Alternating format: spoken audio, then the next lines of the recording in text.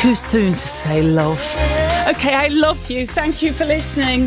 All requests tomorrow, baby. Ryan from Birmingham's been on already. Ready for tomorrow from 4 o'clock. 08000 288 291 by the one. If you want to leave a little voice note asking for a tune, we'll play it tomorrow. Otherwise, stay there for Edith. I'll see you tomorrow from 4 o'clock. Yeah, baby. This is Radio 2. On BBC Sounds. And on your smart speaker. Play BBC Radio 2. BBC News at 7 o'clock. This is Claire Ronacres. Scientists in Canada and the US have used artificial intelligence to discover a new antibiotic that can kill a deadly species of superbug. The team used AI to whittle down thousands of potential drugs that could be used against the bug called Acinetobacter baumannii. Dr. Jonathan Stokes from McMaster University says AI is revolutionising drug discovery. AI enhances the rate and in a perfect world decreases the cost with which we can discover these new structural and functional classes of antibiotics that we desperately need. It's not a panacea. It's not going to solve all of our problems, but it's a remarkably powerful and dynamic tool.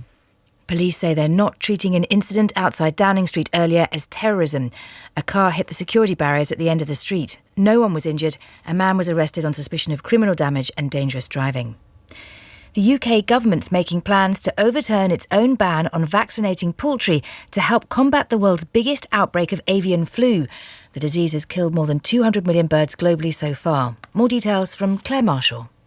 Until now, the UK government has resisted the option of vaccinating captive birds against avian flu, instead imposing strict biosecurity measures alongside mass culling.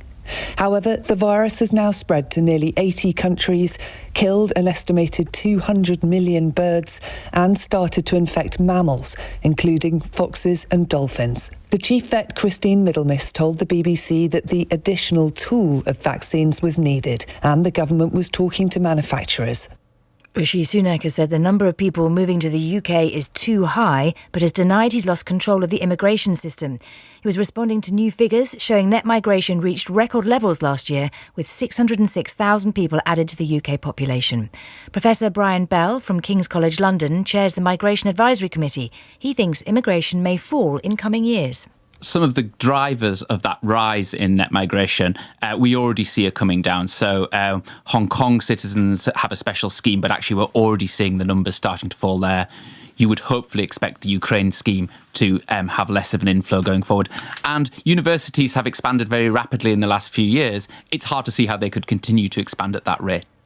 A far-right militia leader in the United States has been sentenced to 18 years in prison on charges connected to the attack on the Capitol building in Washington 2 years ago. The judge said Stuart Rhodes presented an ongoing threat to the country. Cycling, and Geraint Thomas has celebrated his 37th birthday by keeping the leader's pink jersey in the Giro d'Italia. The 18th stage of the race saw the riders tackle the brutal climbs of the Dolomites. The weather largely dry tonight with long clear spells. Thicker cloud and some light rain will move into the far northwest by dawn.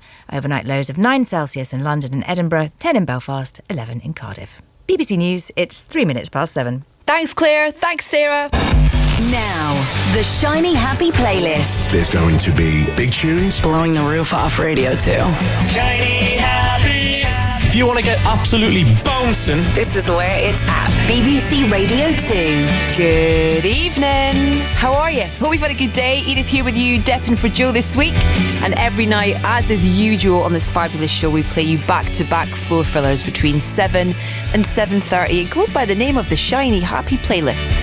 And it's an hour where we encourage dance, we encourage singing along, we encourage sing cook sing. I can't remember what I called it last night. It's basically singing, dancing whilst you cook. Safely, clearly, obviously, wherever you may be. Or maybe you're just having a nice gentle stroll and you've got us in your ears.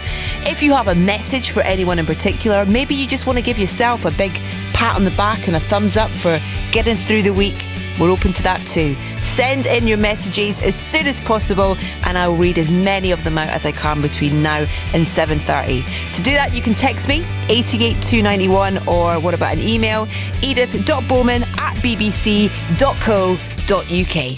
BBC Radio 2, the Shiny Happy Playlist. This is the House at Fun.